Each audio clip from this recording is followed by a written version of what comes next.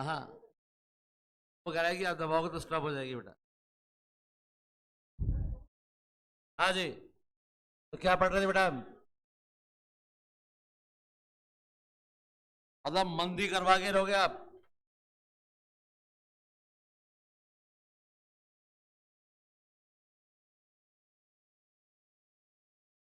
बेटा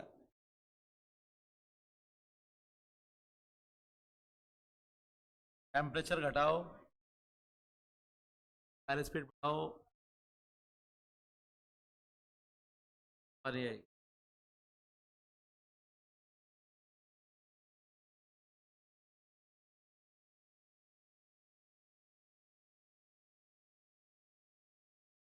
अरे रहने दो।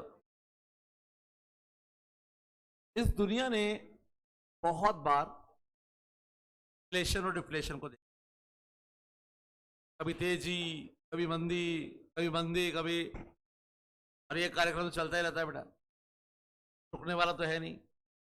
तो इतने सारे में से कुछ एग्जाम्पल आपके लिए आए, और आपकी जानकारी के लिए बता दूं कि इंडिया जैसी इकोनॉमी में ये जो फ्लक्चुएशंस होते हैं वो बहुत ज्यादा नहीं होते, कि हमारे यहाँ तो गवर्नमेंट बैठी है जो कंट्रोल कर लेती है बेटा। ये ज्यादा फ्लक्चुएशन होते हैं कैपिटलिस्ट इकोनॉमी। कौन सी इकोनॉमी? कैपिटलिस्ट इकोनॉमी पे इसका इफेक्ट क्या बेटा सबसे ज्यादा? कि वहां पे कंट्रोल करने वाली गवर्नमेंट नहीं है, हमारे यहाँ पे गवर्नमेंट है। इस लॉकडाउन में हमारी इकोनॉमी काफी डाउन जा सकती थी, हमारी गवर्नमेंट जाने। आइए बेटा ऐसे कुछ एग्जाम्पल देखें, और ये आप तीनों एग्जाम्पल जो देखेंगे, तीनों एग्जाम्पल में पूरे वर्ल्ड पर इफेक्ट पड़ा, लेकिन शुरुआत अमेरिका और यूएस से हुई है इसकी, अमेरिका और इंग्लैंड से। तो आप देखेंगे जितने भी बीमारियां शुरू हुई ना, ये बीमारियां मतलब इन्फ्लेशन डिफ्लेशन, वहीं से स्टार्ट हुआ बेटा। सबसे पहला तो बेटा सबसे खतरनाक है ग्रेट डिप्रेशन ऑफ 30s। हमने 30 की मंदी नाम दिया था। कौन सी मंदी? इससे बड़ी मंदी वर्ल्ड में कभी ना, इससे पहले कभी हुई थी ना उसके बाद आज तक हुई है। इतनी भयंकर मंदी की लोग बस पहनने के कपड़े तक नहीं थे, तो लोगों ने टेंट को काट काट के कपड़े बनाए। टेंट का कपड़ा जो होता था वो मोटा कपड़ा होता था और काफी दिन तक चलता था, वो जल्दी मैला नहीं होता था, बार बार धोना नहीं पड़ता था खर्च बचाने के लिए। और वो टेंट की पैंट आज जीन्स है बेटा। क्या बेटा? वो उसको कहा, नाम दिया गया था टेंट की पैंट। कौन सी पैंट? आप सब क्या पहनते हैं बेटा? मैं भी, मी ऑल्सो, सब पहनते हैं टेंट की पैंट। टेंट इतना मोटा कपड़ा, उसके क्या बन गया बेटा? अब यहाँ पे पैंट, तिरपाल काट काट के कपड़े बनाए थे इन्होंने, वही कपड़े हम आज पहनते हैं बेटा। तो लगभग सभी पहनते हैं बेटा, आविष्कार हो गया। और डेनिम ने इसको ऑथेंटिकली मार्केट में लॉन्च भी कर दिया, लोग इसको फैशन के लिए पहनने लगे, जबकि पहले ये मजबूरी पहने थे। पहले जो गरीब लोग थे ना वो पहनते थे अब बेटा जीन्स, क्योंकि गरीब थे ना बेटा, गरीब थे बेचारे, उनके पास महंगे कपड़े खरीदने के लिए पैसे नहीं थे, तो क्या पहनते थे वो? तिरपाल को काट काट के। आपने देखा लोग ऐसे बाहर तिरपाल लगा देते थे दुकान के बाहर, काट के क्या बना दिया बेटा? पैंट की पैंट क्या थी बेटा? जीन्स। इससे बड़ी मंदी क्या हो सकती है आप सोच सकते? खाने की रोटी नहीं, पहनने के कपड़े नहीं, ये सबसे बड़ी मंदी थी। लेकिन यहां पर प्रॉब्लम ये थी कि 1936 बुक आई थी तो इन भाई साहब ने लिखी, जॉन मेनार्ड केस। उस बुक का नाम था general theory of employment, interest and money. General theory of employment, interest and money. उस बुक में उन्होंने बताया कि माइक्रो पढ़ने से कुछ नहीं होगा, मैक्रो पढ़ो, क्योंकि उससे पहले लोग माइक्रो ही पढ़ते थे, मैक्रो इकोनॉमिक्स पढ़ते ही नहीं थे।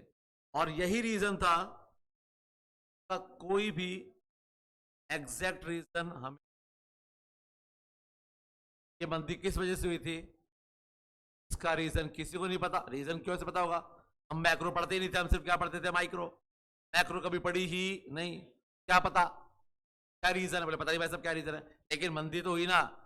अब सबके अपनी अपनी डफली और अपना अपना राग, कहावत एक अपनी अपनी, अपना अपना जैसे बाहर लड़ाई हो गई, अब ये जाके बोलेंगे अच्छा लड़ाई का मुद्दा क्या था, बोले ये मुद्दा था, ये कहेंगे नहीं नहीं ये थोड़ी ना था, ये था, क्या कहा तुम दोनों गलत हो यार, ये रीजन था, चौथा का तुम तीनों बेवकूफ बेटा।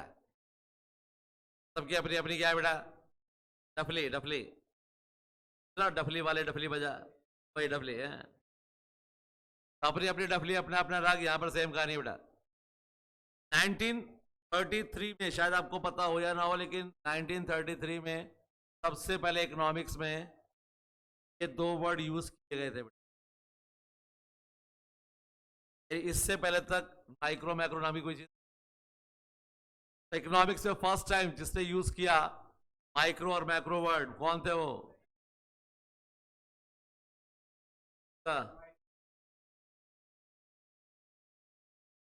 माइक्रो और macro, micro economics macro economics जानते हो आप? पहली बार पढ़ रहे हो? गुड, चैप्टर 1 में बताऊंगा बेटा। माइक्रो होता है जिसमें हम स्मॉल की स्टडी करते हैं, मैक्रो जिसमें हम एग्रीगेट, ठीक है। अभी के लिए था सब विषय, माइक्रो डिटेल से पढ़ेंगे। तो 9, हाँ बैगर्स, बैगर्स, बैगर्स, अरे आप सही पहुंचे हैं लगभग लगभग, एग्जैक्टली रैगनर फ्रेश। आप तो पूरा बोलता हूं बेटा, रैगनर फ्रेश, रैगनर, रैगर नहीं था, रैगनर था, और रैगनर साथ था फ्रेश। फिश को फ्राई कर दिया, फ्रेश बन गया, क्या बन गया बेटा? फ्रेश। फ्राइड फिश मतलब फ्रेश। रैगनर फ्रेश ने इकोनॉमिक्स में, माइक्रो और साइंस में तो यूज हो ही रहे थे।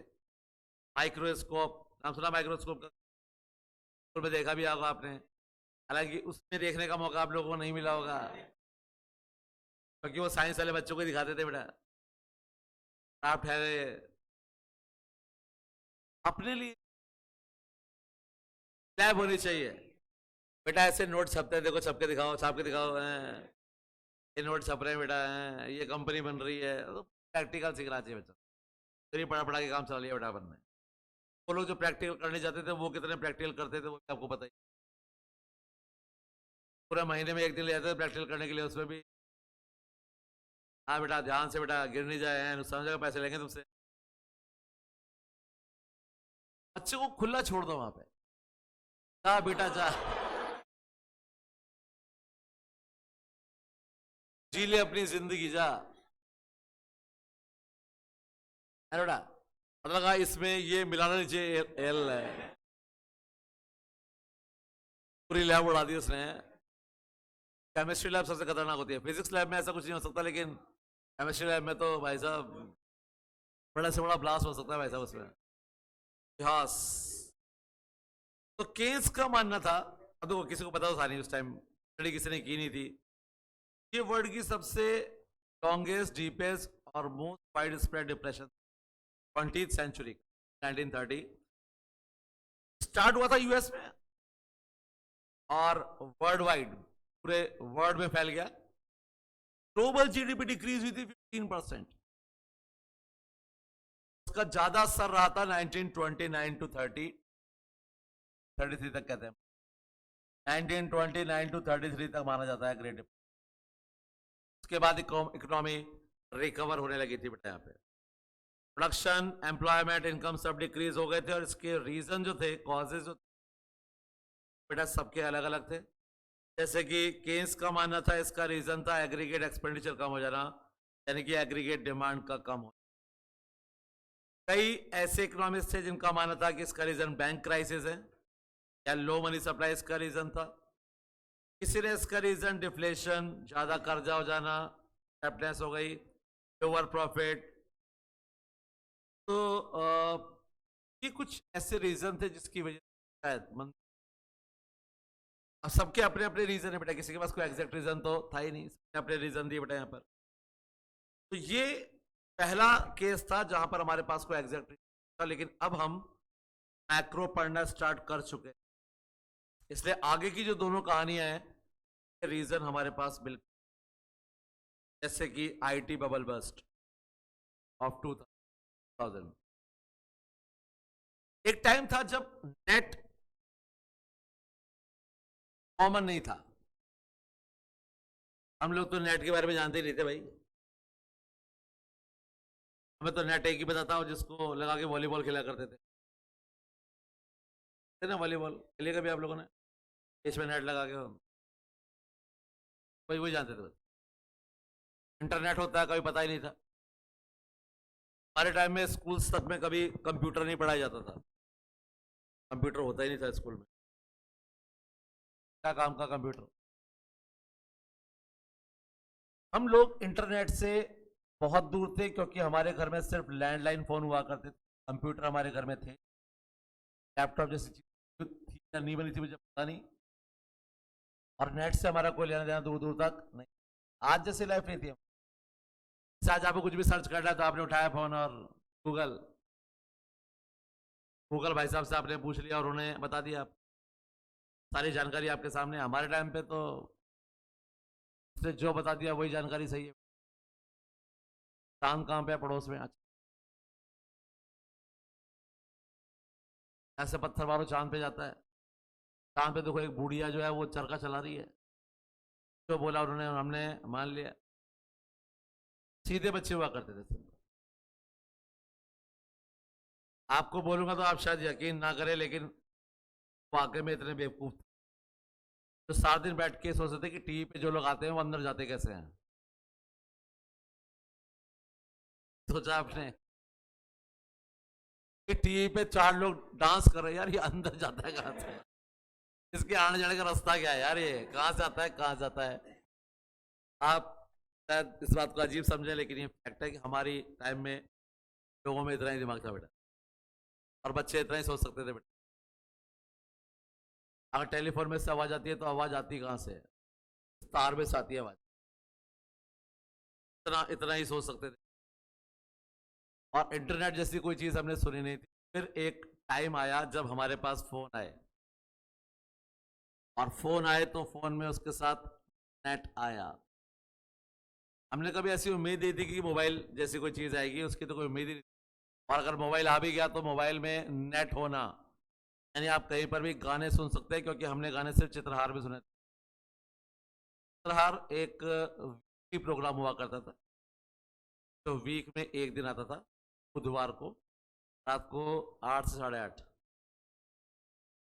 रंगोली तो काफी बाद स्टार्ट हुई थी, पहले चित्रहार था।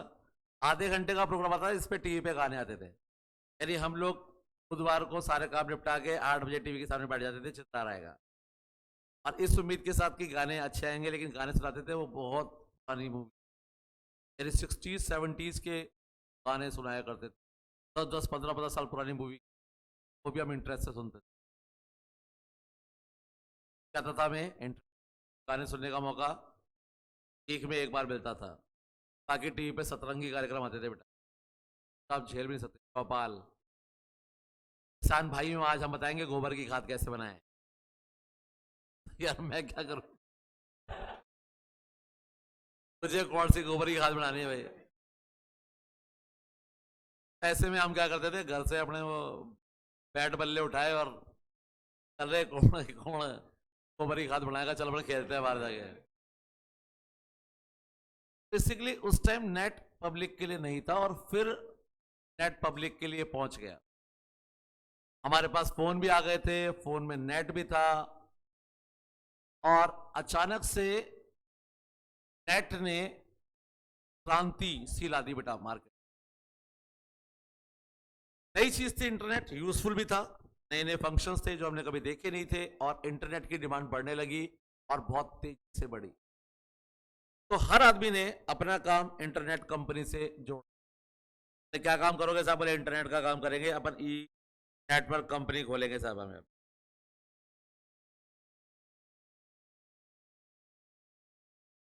बेसिकली कंपनीज की पहाड़ आ गई, ढेर।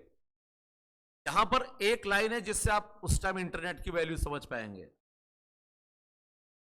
उस टाइम ये नोटिस किया गया कि कंपनीज ने अपने स्टॉक प्राइसेस बढ़ा दिए जब से उन्होंने नाम के आगे या तो ई लगाया था या एंड में .com, यानी इंटरनेट बेस्ड कंपनी है। सिर्फ नाम क्या आ गया, आपने ई लगाया या कंपनी के नाम के लास्ट में क्या लगाया, .com, और आपके कंपनी के शेयर्स रातों रात टॉप पर। लेकिन अति हर चीज की बुरी होती है बेटा। हुआ ये कि लोगों ने जम के कंपनियां ओपन की, और कौन सी कंपनी,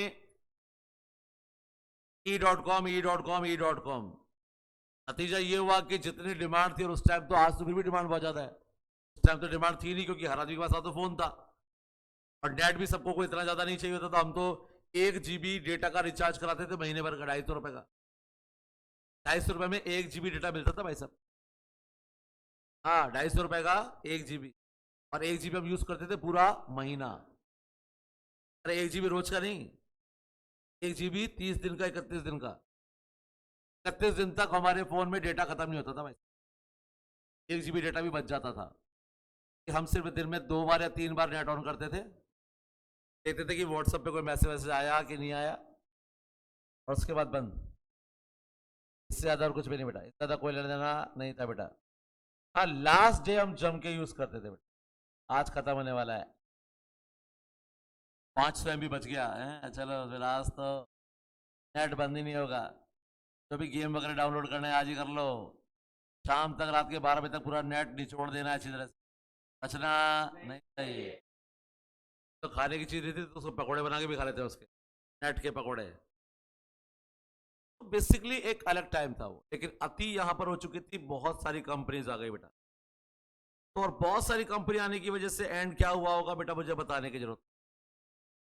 कि जो आईटी का एक बबल सा बना था, बुलबुला सा बना था, वो बेटा वो ब्लास्ट हो गया, क्योंकि कंपनी इतनी ज्यादा आ गई जितनी मार्केट में डिमांड ही नहीं थी। बाद में या तो ये कंपनियों को बेचना पड़ा, या फिर लोगों ने क्या कर लिया, टेक ओवर बड़ी कंपनी से। और ये जो आईटी बबल बना था, ये क्या हो गया, ब्लास्ट, और मार्केट का आ गया डाउन, मंदी आ गई। क्या आ गई बेटा, क्या आईटी बबल बस आई, देखिए आईटी बबल बस ज्यादा टाइम कवर नहीं कर पाया, सिर्फ साल 1997 टू 2000 साल। इस टाइम में बहुत सारी न्यू इंटरनेट बेस्ड कंपनीज जो थी वो स्टार्ट हुई थी बेटा। लो इंटरेस्ट रेट था, तो यहां पर बहुत सारी स्टार्टअप इंटरनेट कंपनी मार्केट में आ गई बेटा, क्योंकि उनको लग रहा था कि यहां पर बहुत स्कोप है, बहुत सारा अपने यहाँ पे ग्रोथ कर सकते हैं, और उसका फायदा तो आपने देख ही लिया बेटा। यहाँ पर आपने नोटिस किया कि कंपनी ने अपने स्टॉक प्राइसेस बढ़ा दिए, अगर उसने नाम क्या ई या लास्ट में .com लगा, और ये काम ऐसे ही चलता रहा, काफी ग्रोथ भी हुई, प्रॉफिट भी उन्होंने कमाया, लेकिन ये ज्यादा टाइम तक सस्टेन नहीं कर पाए बेटा, और 1999 से ही इनका डूबना शुरू हो गया। ज्यादातर जो .com कंपनीज थी, उनके पास कैपिटल खत्म हो गया, तो या तो एक्वायर कर लिया गया, या फिर उसको लिक्विडेट किया गया। करीबन आधी से ज्यादा कंपनियां या तो शट डाउन कर दी गई, और या फिर अदर कंपनीज परचेज किया, स्टॉक मार्केट क्रैश हो गया, इकोनॉमी डाउन, खेल खत्म, साजा। ये दूसरी घटना बेटा। अब ये भी शुरुआत कहां से हो रही है बेटा, अमेरिका से ही हो रही है, अमेरिका से ही हो रही है, और अमेरिका भी पूरे वर्ल्ड को परेशान कर रही है। इसके बाद तीसरा केस, अब देखो यहां पे 2000 में इकोनॉमी डूब चुकी थी, तो इकोनॉमी को वापस से उठाने के लिए बैंक क्या करेगा, रेट ऑफ इंटरेस्ट कम करेगा। कोशिश तो यही की गई थी कि ये जो बबल बस्ट हुआ है 2000 में, इससे मार्केट को बाहर लाने के लिए, रिसेशन को दूर करने के लिए, जो अमेरिका का रिजर्व बैंक है, जैसे अपने यहाँ पे आरबीआई है, अमेरिका का US federal reserve bank, central bank, उसने रेट ऑफ इंटरेस्ट को कम कर दिया, सोचकर भैया मंदी खत्म हो जाए, लोग लोन ले लें, इन्वेस्ट कर लें। लेकिन ये उससे भी खतरनाक हुआ बेटा। अब क्या हुआ कि लोगों ने कम इंटरेस्ट रेट का फायदा उठा के मकान खरीदना शुरू किया, प्रॉपर्टी में इन्वेस्ट,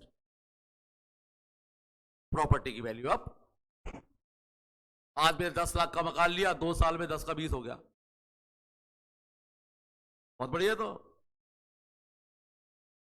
जिसको देखो उसने क्या सोचा, प्रॉपर्टी, जिसको देखो उसने क्या खरीदी, प्रॉपर्टी, प्रॉपर्टी की रेट और ऊपर। बैंक ने ये सोचा कि प्रॉपर्टी तो ऊपर जा रही है, तो आपने ये देखे बिना, यानी बैंक ने ये देखे बिना कि वो आदमी रीपे कर भी पाएगा कि नहीं कर पाएगा, और लोन मार दिए। आज में 10 लाख का मकान लिया, वो 30 लाख का हो गया, 30 लाख में बेचा, 10 लाख बैंक का कर्जा चुका है, 20 लाख की पार्टी, लोगों की लाइफ चल रही है मस्त। और बैंक लोन दिए जा रही है, बैंक जानती है कि भैया कल को नहीं भी चुका पाया, 10 लाख की प्रॉपर्टी 20-30 लाख की हो जाएगी, बेच बाच के निकाल लेगा पैसा अपन। चुका दिया तो ठीक, नहीं चुकाया तो जुगाड़ है अपने पास। लेकिन अति हर चीज की बुरी होती है बेटा। जब बिल्डर्स ने ये देखा कि इतनी प्रॉपर्टी की डिमांड बढ़ रही है, तो उन्होंने बेहिसाब प्रॉपर्टी यानी मकान बनाने कर दिए। नतीजा सप्लाई ज्यादा हो गई, डिमांड कम रही। अब जो फ्लैट 30 लाख का था, तो अब बिल्डर उसको बेचने के लिए साहब अब बिक ही नहीं रहा, तो क्या करे, बोले साहब 15 में ले लो, 18 में ले लो, 12 में ले लो, ले लो। तो जिसने ये सोच के 30 लाख का फ्लैट लिया था 60 लाख का हो जाएगा, 30 लाख बैंक को दे के 30 लाख की पार्टी करूंगा, उस मकान की वैल्यू होगी 15 लाख रुपए। अगले बंदे ने बड़े प्यार से इंस्टॉलमेंट देना ही बंद कर दिया। बैंक का इंस्टॉलमेंट तो सर ये लो घर की चाबी, आज से आपका, किसी के बदले दिया था ना, ये बड़ा सामने ले जाओ। और ऐसा करने वाले एक दो लोग नहीं थे, लाखों लोग थे जो रीपे कर सकते थे ना, उन्होंने भी हाथ खड़ा कर दिया, अरे काय को रीपे करना है, 20 लाख का मकान लिया है, 15 लाख का हो गया है, तो काय को मैं 20 लाख का 30 लाख प्लस बैंक को चुकाऊंगा, क्या फायदा है, अरे वापिस दे दो।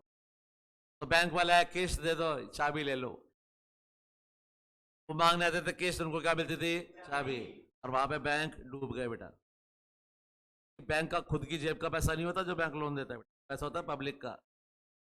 पब्लिक हाहाकार मचा रही, साहब पैसा दो पैसा दो, उनके पास पैसा था नहीं, सरेंडर, इंसॉल्वेंट, खत्म खत्म हो गया बैंक। बैंक और एक दो नहीं, वहां के बड़े बड़े जो बैंक थे वो क्या हो गए, फेल। और 2008-9 वो टाइम था जहां पर हम बेटर कंडीशन में, इंडियन इकोनॉमी 1991 के बाद काफी स्ट्रांग हो चुकी थी, और 7-8 तक हम काफी स्ट्रांग हो चुके थे। तो इंडिया ने अमेरिका से कहा भी था, भाई हेल्प चाहिए ना, मांग लेना, कोई दिक्कत बात नहीं, हम आपकी हेल्प करने को तैयार हैं। हालांकि यहां पे इंटेंशन हेल्प करने का नहीं था बेटा, समझ रहे हो ना। सपोज अंबानी को लॉस हो जाए, अंबानी को, अरे एक आम आदमी जाके बोले भाई तू परेशान मत हो तू, अरे कितने का लॉस हुआ तेरे को, 2-4 हजार करोड़ का तो लॉस हुआ है, दे दूंगा 1000 रुपए तेरे को मैं, दिल बहुत बड़ा है अपना, 2000 भी दे देंगे तेरे को। बेटा हमारा इंटेंशन हेल्प करने का नहीं था बेटा, हमारा इंटेंशन था मजे लेने का। हमने ऑफर किया पर उन्होंने हमारी हेल्प ली नहीं बेटा, तो इंडिया की हेल्प लेना नहीं चाहते थे। हालांकि हालत इनकी बहुत बुरी थी उस टाइम, हमारी हालत बहुत। ये तीसरा केस हुआ साहब, इस शुरुआत वहीं से हुई थी जहां पे वो बबल बस्ट खत्म हुआ था। आइए, बैंक के पास बहुत सारा पैसा था, लो इंटरेस्ट पे लोन दे रहे थे, क्रेडिट सस्ता हो गया तो लोगों ने घर खरीदना शुरू किया, डिमांड इंक्रीज हुई तो प्लॉट की प्राइस बढ़ गई, प्राइस राइज हुई तो यहां पर बैंक और हाउस होल्ड दोनों को विश्वास हो गया कि ये प्राइस तो बढ़ती ही रहेगी। तो लोगों ने, बैंकों ने ये देखे बिना कि क्रेडिट वर्थनेस है या नहीं है, कि आदमी चुका भी पाएगा या नहीं चुका पाएगा, कैपेबिलिटी है या नहीं है, देखे बिना ही लोन दे दी। ऐसे लोगों को भी लोन दे दिए गए जिनके पास कोई इनकम नहीं थी, कोई एसेट्स नहीं थे, कोई प्रॉपर्टी नहीं थी, कुछ नहीं, खाली बैंक में गया मकान खरीदने के लिए लोन चाहिए, आओ भाई साहब आओ, बैठो बैठो, भाई साहब को 20 लाख दो 30 लाख दो, बिना देखे लोन। नतीजा यहां पर लोगों ने, बिल्डरों ने बहुत ज्यादा वहां पे प्लॉट बना दिए बेटा यहाँ पे, और हाउस प्राइसेस डिक्रीज होना स्टार्ट हो गई 2006। कम से कम ये जो बबल था ये 2007 में बस्ट हो गया बेटा। लोगों ने बहुत बड़े लेवल पर डिफॉल्ट करना स्टार्ट किया, अपनी किस्तों को देना बंद कर दिया बेटा यहाँ पर, और बैंक को काफी सारे लॉसेस हुए और बैंक डूबने पे आ गए बेटा। तीसरा केस था हाउसिंग बबल बस्ट। तो पहला ग्रेट डिप्रेशन, दूसरा आईटी बबल बस्ट और तीसरा हाउसिंग बबल बस्ट। इससे वर्ड को क्या दिए बेटा, ये 3 केस। अब बाकी 2 की हमें डिटेल इन्फॉर्मेशन कैसे है, क्योंकि हम मैक्रो पढ़ रहे थे, हमें मैक्रो एक्टिविटीज पे ध्यान था हमारा। डिप्रेशन के बारे में कोई इन्फॉर्मेशन ही कोई, तब तक हम मैक्रो पढ़ते ही नहीं। आज तो वर्ल्ड में जो कुछ हो रहा है सब पे नजर है हमारी। 3 सॉरी रूस एंड यूक्रेन वॉर चल रही है, इसका इफेक्ट भी आएगा बेटा वर्ल्ड पे। सनी की वो लड़ रहे तो उसका इफेक्ट हम पे नहीं आएगा, पड़ेगा बेटा, उसका इफेक्ट पड़ेगा। वेट करो। Wait and features of business cycle, ये टॉपिक दिख रहा है क्या आपको? इसके ऊपर एक हेडिंग डालो, वेरी इंपॉर्टेंट। ये 8 पॉइंट है। कितने पॉइंट है? कम से कम 4 क्वेश्चन आएंगे इसमें से कम। पॉइंट कितने हैं? 8। और क्वेश्चन कितने आएंगे? 4। इससे बढ़िया तो और क्या मिलेगा भैया? सिर्फ 8 2 लाइन की आपने 1 पॉइंट पढ़ा और 8 पॉइंट पढ़ के 4 नंबर मिल गया बेटा आपको। आइए, ये कुछ फीचर्स है बिजनेस साइकिल के जो बताते हैं कि बिजनेस साइकिल एक टाइम टू टाइम आते हैं और सेम रेगुलेरिटी पे नहीं आते बेटा। इनका सेम रेगुलेरिटी नहीं है कि 6 साल पहले डिफ्लेशन आया था 6 साल बाद इन्फ्लेशन, नहीं। पिछले साल मंदी 10 साल की थी, अब की और मंदी 20 साल की भी हो सकती है। इसका कोई फिक्स ड्यूरेशन नहीं है, हर बार ड्यूरेशन अलग अलग होते हैं और इंटेंसिटी भी अलग अलग होती है। कई बार इफेक्ट ज्यादा, कई बार इफेक्ट कम, कई बार मंदी आगे चली भी जाती है और पता नहीं चलता, और कई बार बहुत पता चलता मंदी आई है। मंदी आए तो मंदी से क्या रहो बेटा, बच के रहो बेटा। इसके बाद इसके 4 फेज होते हैं इंपॉर्टेंट क्वेश्चन, और 4 नाम यही याद रखने हैं जैसा कि मैंने आपको पहले भी कहा था। Expansion, peak, contraction, drop. Expansion, peak, contraction, drop. जैसा कि मैंने आपको बताया कि बिजनेस साइकिल सबसे ज्यादा फ्री मार्केट इकोनॉमी में ही, यानी कि कैपिटलिस्ट इकोनॉमी में ही ओरिजिनेट होते हैं। 3 एग्जांपल आपने देखे, तीनों अमेरिका से हैं। एग्जांपल देखे ना आपने, तीनों कहां से है बेटा? कैपिटलिस्ट इकोनॉमी में ही सबसे ज्यादा होती है बेटा, वहां पे, क्योंकि वहां पे गवर्नमेंट नहीं होती है संभालने के लिए।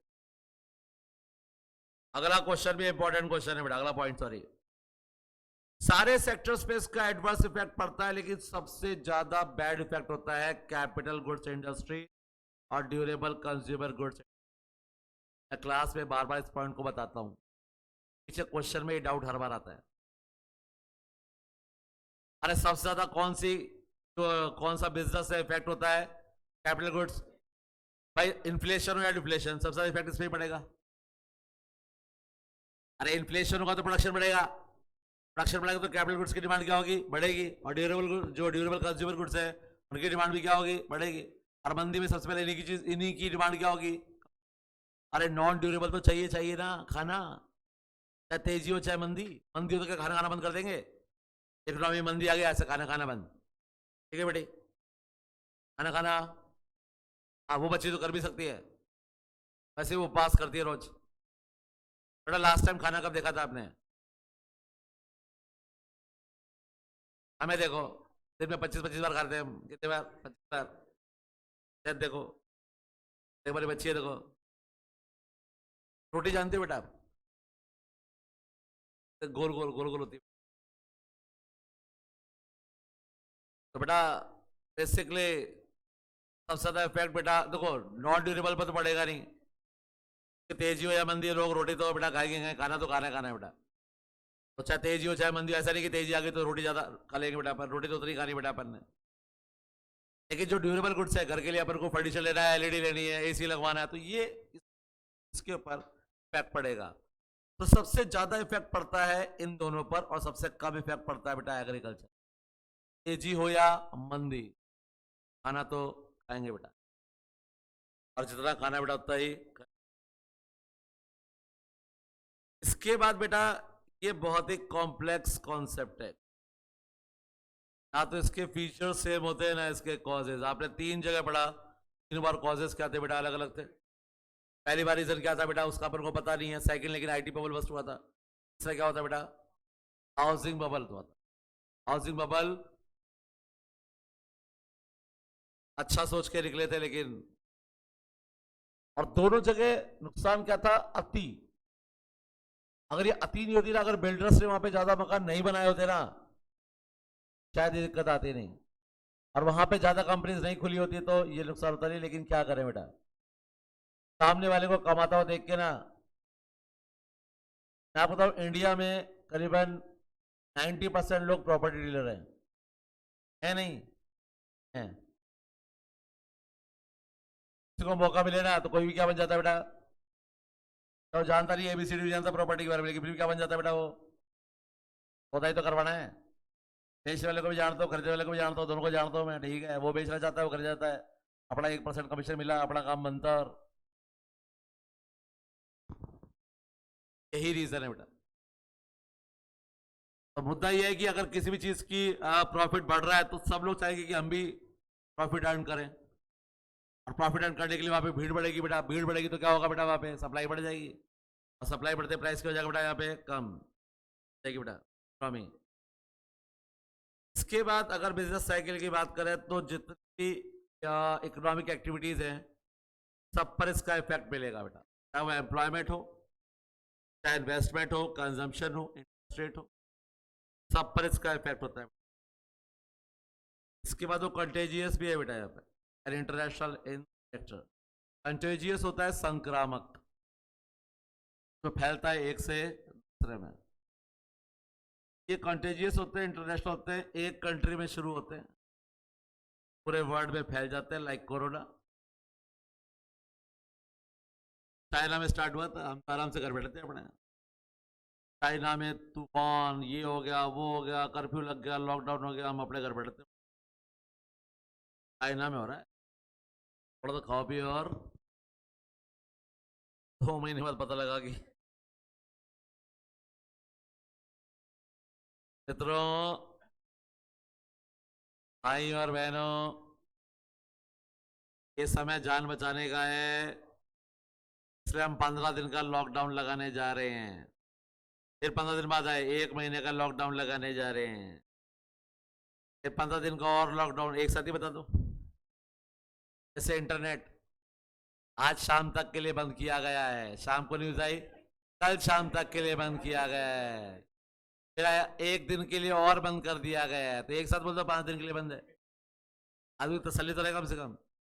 सुबह शाम, सुबह शाम, सुबह शाम।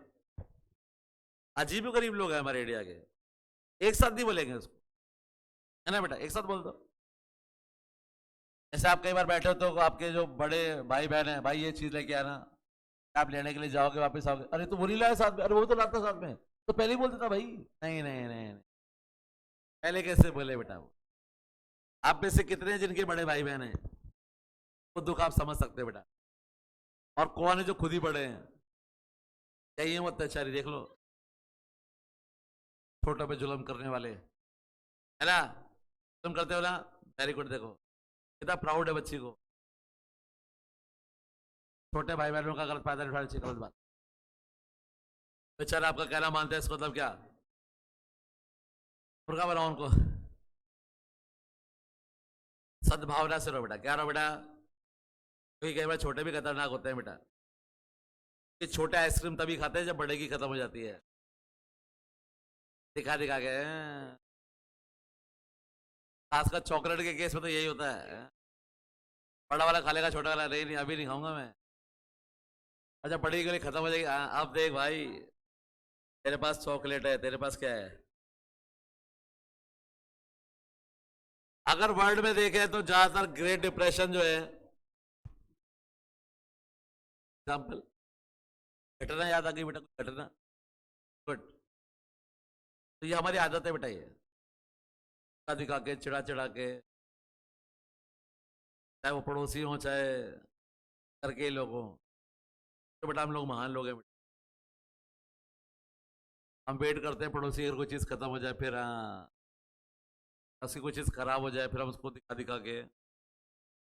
गलत बात है, ऐसा नहीं होना चाहिए, सभ्य बनना चाहिए। क्या बनना चाहिए बेटा? बट कई लोग ऐसे हैं तो छीन भी लेते हैं बेटा। फिर वॉइस नहीं आ रही है बेटा, यहां से तो जा रही है बेटा। नमन बेटा यहां से जा रही है, और जो ऑनलाइन बैठे बेटा वो सुन पा रहे हैं क्या?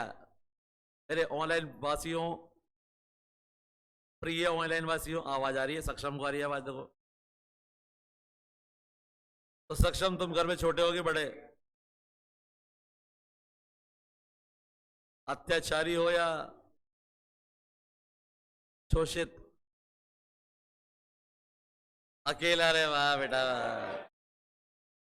टेंशन ही खत्म है। बढ़िया, बहुत बढ़िया बेटा, बहुत बढ़िया। पर उनके साथ भी प्रॉब्लम है। वो चिढ़ाए तो चिढ़ाए किसको? तुम होते तो कम से कम डाल सकते हैं ना। और मारपीट करने का जो मजा है वो तो खैर बेटे बेटा, क्या बेटा, ऐसा करते हो क्या आप लोग? नहीं बेटा, हिंसा नहीं करनी चाहिए बात बेटा। हिंसा परमो धर्म।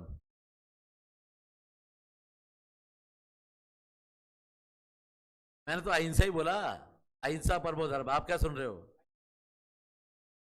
अहिंसा सुनाना बस, फिर क्या समझ लेना, समझ गए बेटा यहाँ पे। और बिजनेस साइकिल के सीरियस कॉन्सिक्वेंसेस होते हैं वेलबींग, सोसाइटी के वेलबींग पर बहुत बैड इफेक्ट पड़ता है बिजनेस साइकिल। वैसे तेजी मंदी दोनों बुरी होती है, लेकिन मेरे हिसाब से तेजी थोड़ा सा बेटर होती है। Inflation is much better than deflation. Inflation better condition है किससे बेटा? डिफ्लेशन। क्योंकि इन्फ्लेशन में 10 रुपए की चीज 100 रुपए की मिलती है, फिर वो 100 रुपए हमारे पास खरीदने के लिए। वहां पे 100 की चीज 10 रुपए की मिलती है, 10 रुपए हमारे पास। ज्यादा बुरी कंडीशन क्या है बेटा? मंदी। आओ बेटा, प्रोसेस बताएंगे। आप क्या बताएंगे बेटा? अब इसमें से एक क्वेश्चन तो ये बन जाता है कई बार कि 4 ऑप्शन देता है और पूछ लेता है कौन सा इंटरनल है और कौन सा एक्सटर्नल है। तो पहले तो ये याद करो कि इंटरनल कौन कौन से और एक्सटर्नल कौन कौन से। क्योंकि ये क्वेश्चन एग्जाम में कई बार आया हुआ है जिसमें 4 ऑप्शन दे देता है, 3 यहाँ से 1 यहाँ से, और पूछेगा कि एक्सटर्नल कौन सा है। यहाँ पे 3 यहाँ से और 1 वहां से देकर पूछेगा कौन सा इंटरनल है। तो याद रखना कि इंटरनल कौन से हैं और एक्सटर्नल। तो इंटरनल में पहला कौन सा है बेटा? दूसरा? तीसरा? उसके बाद? उसके बाद? बाद? अरे फसाइकोलॉजी। कौन सा? साइकोलॉजी। अब जो ये बोले साइलेंट है, तो बोला तो लिखा क्यों यहाँ पे? तो साइलेंट होता तो लिखते क्यों? हमें कंफ्यूज करने के लिए, हम अनपढ़ लोग हैं। तो बेसिकली ये क्यों?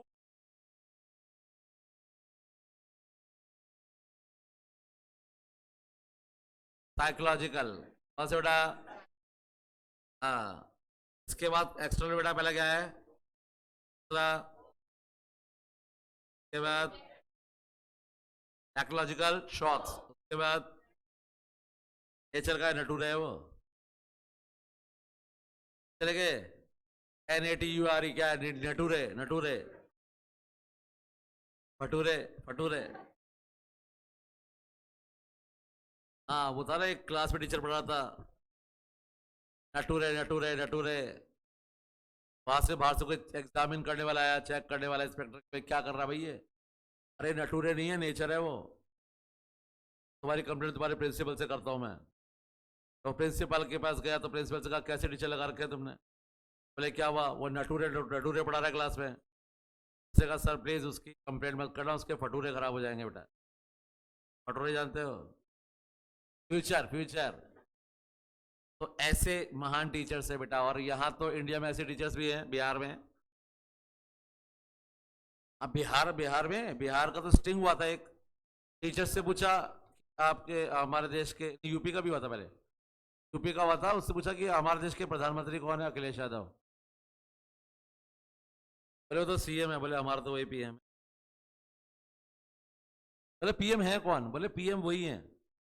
अच्छा तो हमारा नेशनल एंथम यानी कि राष्ट्रगान क्या है? वंदे मातरम। बोले वो तो राष्ट्र गीत है। बोले गीत और गान एक ही बात होती है? तो क्या फर्क है? National anthem is Vande Mataram according to. वो जनवरी की स्पेलिंग नहीं आती, वो 12 महीनों के नाम याद नहीं है। ऐसे टीचर्स बच्चों को पढ़ा रहे हैं, उनके फटूरे ही खराब कर रहे हैं। इसके बाद क्या बेटा, पॉपुलेशन ग्रोथ।